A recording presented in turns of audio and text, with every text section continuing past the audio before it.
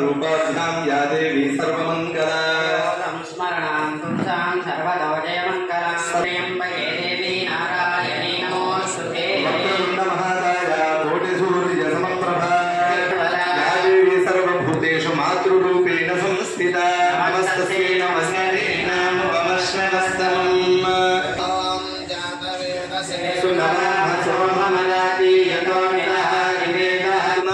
ఇంట్లో ఎటువంటి సహాయం సేవా సంస్థకు మన చేతనైన సహాయాన్ని అందజేస్తూ అందరికీ కూడా మనకు ఉన్న దాంట్లోనే దాన ధర్మాదులు అందరూ కూడా చేసుకుందామని మనస్ఫూర్తిగా అందరి దగ్గర తెలియజేస్తున్నా.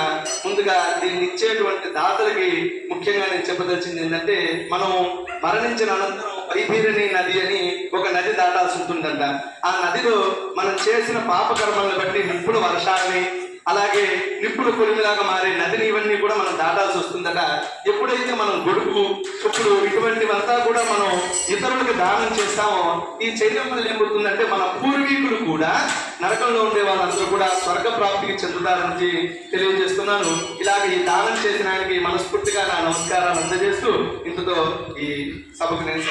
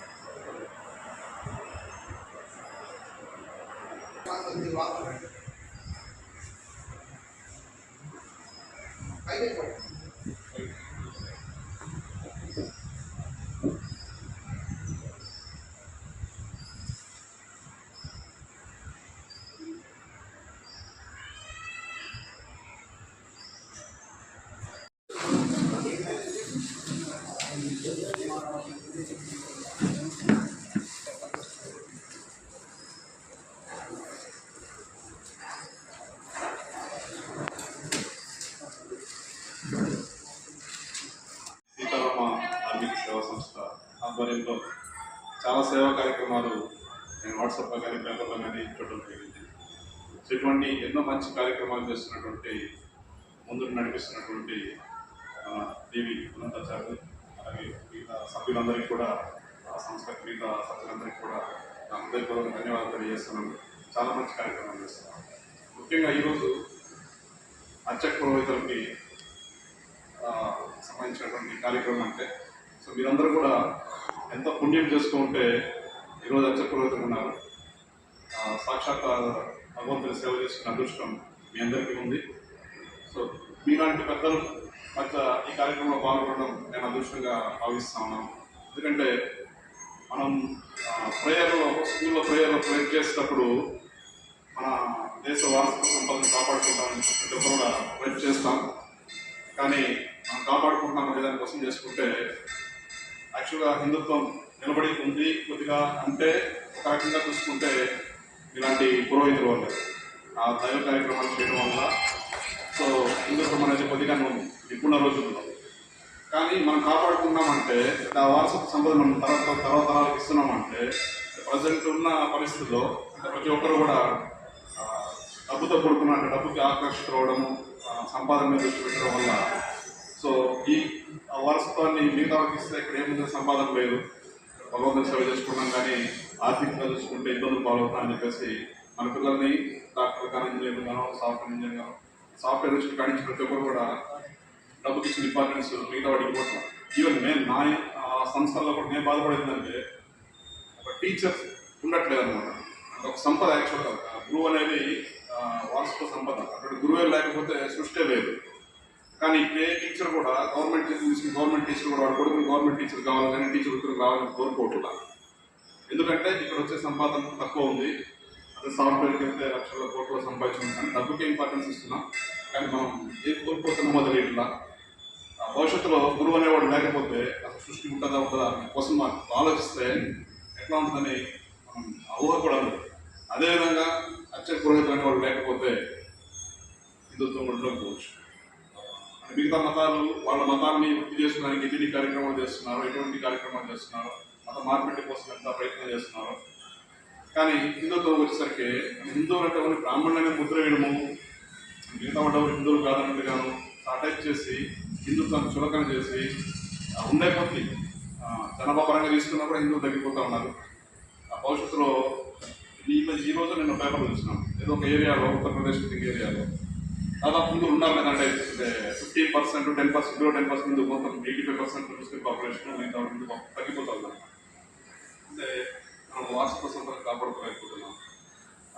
సార్ ఉన్న కొద్ది మందులైనా సరే మీరు ఆ రంగంలో ఉండి హిందుత్వాన్ని కాపాడుకుంటూ దైవ సేవ చేస్తూ మీలాంటి గొప్ప వాళ్ళ మధ్య ఉండమని నేను అదృష్టం ముందుగా. అలాగే ఈ కార్యక్రమాలకు వచ్చినట్లయితే సేవా కార్యక్రమాలు చాలా కార్యక్రమాలు చూశాను, సేవా సంస్థ చాలా కార్యక్రమాలు చూశాను. సో నేను కూడా అంటే స్వామివారు అంతకుముందు అన్న కూడా ఒకసారి అడిగారు హాస్పిటల్లో మా అర్చకులకి అందరు గవర్నమెంట్స్ కూడా అడగలేదు.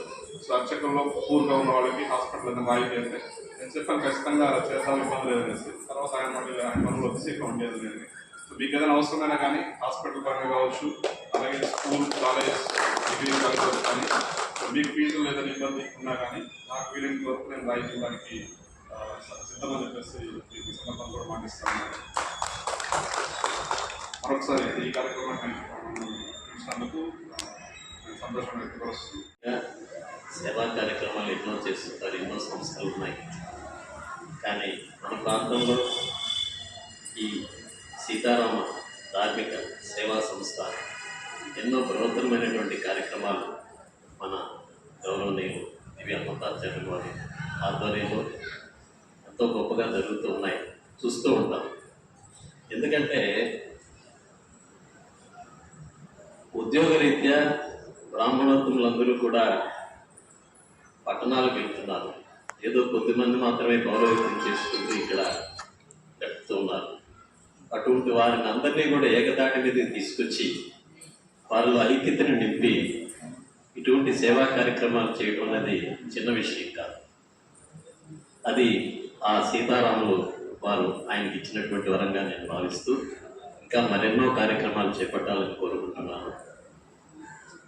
ఎప్పుడైనా ఒక సేవా కార్యక్రమం చేయాలి అనుకుంటే చేసేవాళ్ళు ఎవరైనా కావచ్చు, అర్హత కలిగిన వాళ్ళకి ఇస్తేనే దాని యొక్క ఫలితం అందుతుందనే దానికి ఏరి కోరి ఇటువంటి మహనీయులను తీసుకొచ్చి ఈరోజు దుబాయ్ గారి నలుగుడు యొక్క పుట్టినరోజు సందర్భంగా ఇవ్వడం